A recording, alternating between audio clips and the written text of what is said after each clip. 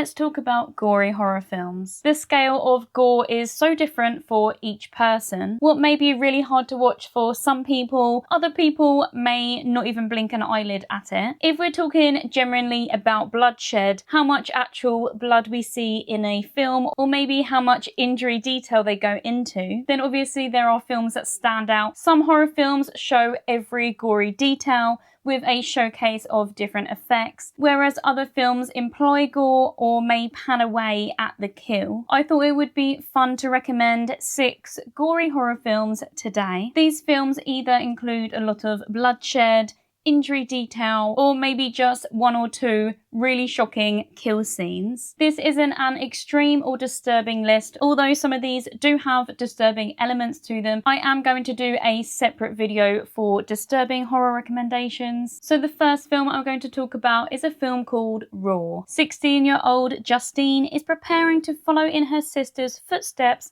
and start vet school. Heavily influenced and encouraged by her family around her that she grew up with, who are vets and vegetarians. When she starts her new school, her hazing begins and she is forced to eat raw meat for the first time ever. She grew up being a vegetarian her whole life, so this was something that was quite a traumatic experience for her, but ended up being something that she actually enjoyed and can't stop thinking about. Her whole world changes as she develops a longing for more. This is a French body horror film. It is honestly really hard to watch at times, with the grotesque imagery that definitely lingers longer than you would like. The plotline focuses on this teenage girl at a crucial time in her life where she is starting a new school, finding herself and beginning this whole new chapter. It is a sick and twisted coming of age story where we see Justine break away from her family's meat-free values and become her own person. Raw definitely has that shock factor and is best to not watch whilst eating. Next is a film called Vile. A group of strangers wake up confused because they are in an unfamiliar house and don't know who these other people are. They realise that they all have a device attached to the back of their head which goes into the bottom of their brain. A TV turns on and someone explains to them why they are there and how they can get out. They must fill up a device on the back of their head that has a little vial attached to it. The way to fill this up is by inflicting pain on themselves and the other people that are in there too. By doing this, a chemical is released from the brain. It goes into the vial, which is used and sold as a drug that the captors are trying to harvest. Once their vials are full, the door will open and they will be able to leave. If you're a fan of game horror films, then you may like this one. It's not exactly a game, but it is a situation where the victims are kind of participants in having to complete this task in able to get out. The concept is really original. Of course, it is set in a dystopian reality because of the drug that is being harvested from these people. It doesn't go too far with things being unrealistic, so it does almost feel like there could be a time where something like this could actually happen. I was actually really pleasantly surprised by the ending. It definitely bumped my rating up a little bit. The majority of this film is literally people torturing themselves and their teammates, I guess we'll call them, trying different ways to inflict pain because the more pain, the quicker the vial will be filled up. There's definitely moments in this film that make me wince and want to look away. There isn't a whole lot to the story. It's quite a simple premise that is just mainly set in this one location, so it's very easy to follow. It's a very easy watch. The story definitely picks up a little bit more in the second half. Vile doesn't have the biggest budget or the best execution, but for a smaller, underrated horror film, I definitely think it's worth the watch. The next film is one that went straight to Shudder, and that is When Evil Lurks. A small town is plagued with the upcoming birth of a demon. Horrific things start happening to the community. People become possessed by this demonic entity. They try to escape this small town and get away from all this awful stuff, but it's too late and they must face this evil head on. This film is very bleak and hopeless, and it has some really disturbing scenes. It is absolutely full of violence and destruction of the families that live in this small town. Definitely not a film that's going to leave you in the best of moods, but it is one that will leave you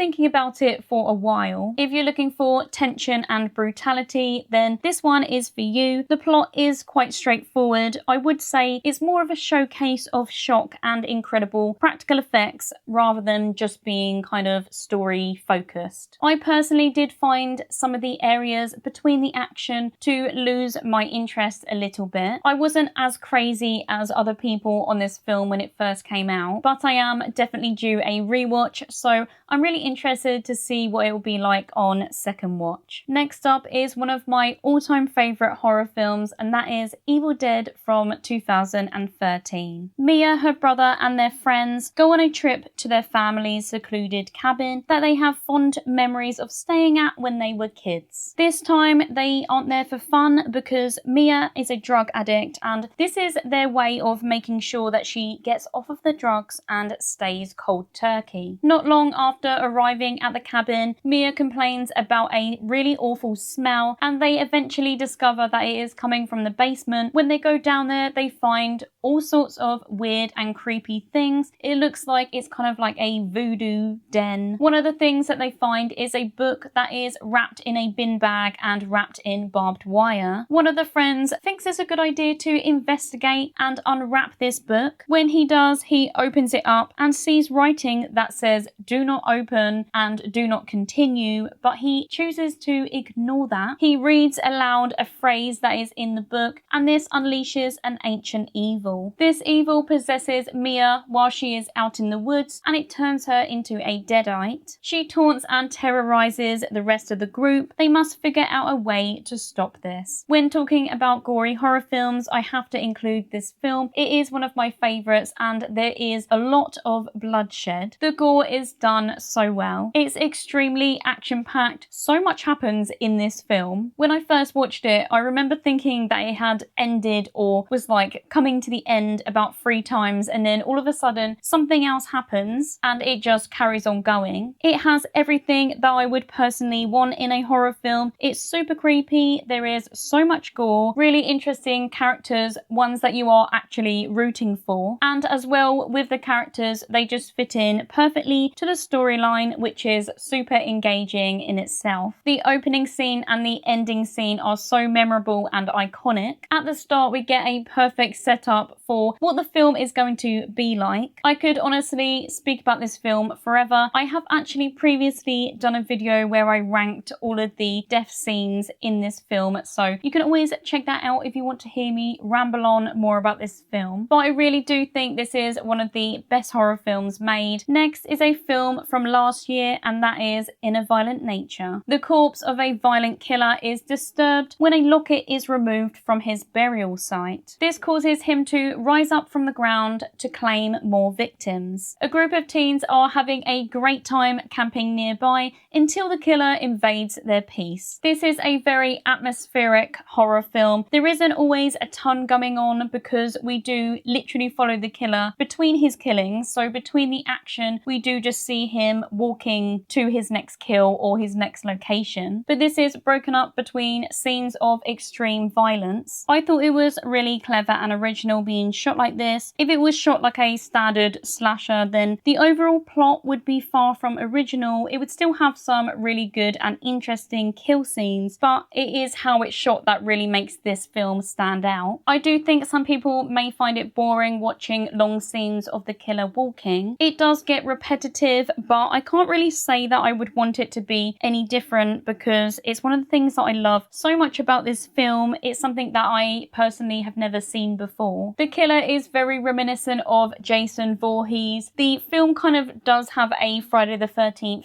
feel, even with the killer's lore. I think it's fair to say that he was most likely inspiration for this killer. It's like watching a Friday the 13th film from the perspective of Jason. So getting into the gore, this film has one of my all-time favourite kill scenes in a horror film. If you've seen it, then you probably already know, but if not, then I won't spoil anything. It's wacky, it's over the top, your jaw will be on the floor. It's a film that doesn't pan away from the violence, and the kill scenes are dragged out on the screen to make the viewer feel extra uncomfortable. The last film that I'm going to talk about today is one that I definitely don't hear enough people talk about, and that is the film kill list. An ex-soldier turned hitman takes on a new job with a friend in the business. He is apprehensive after a job didn't go too well about a year ago, but he gets convinced to take on this next job. They get the contracts for their next killings, but with each kill, things get more and more weird. This job ends up being unlike anything they have ever done before. It evokes a lot of emotion, and once they're in, they have to see it through to the end. There are a few scenes in this film where the gore looked so realistic I physically had to look away. It's probably some of the best practical effects I have ever seen because it looks so realistic and they were so unexpected. With a slow start, I really wasn't sure about this film at first. I really wasn't sure where it was going to go, and the first few scenes don't really pull you in, which is definitely this film's biggest downfall. As I hate to think that people may have turned it off before it got good, but it really does go from 0 to 100 with a truly disturbing and unexpected payoff. Once you have watched this film, you will immediately want to rewatch it because there are so many kind of hints throughout this film leading up to the ending that you'll want to rewatch it to see kind of what you can notice. If you like horror films with dark, disturbing elements, then definitely check this one out. I personally do think it is severely underrated. So there are all the gory horror films that I'm going to talk about in today's video. I can do another part to it if you are interested. I'm also planning a video of horror films that have no or little gore in as well, because I know gore isn't for everyone. So I also may do this with jump scares, as in horror films with loads of jump scares and horror films without any jump scares. As always, thank you so much for being here, and I'll see you again in another one soon.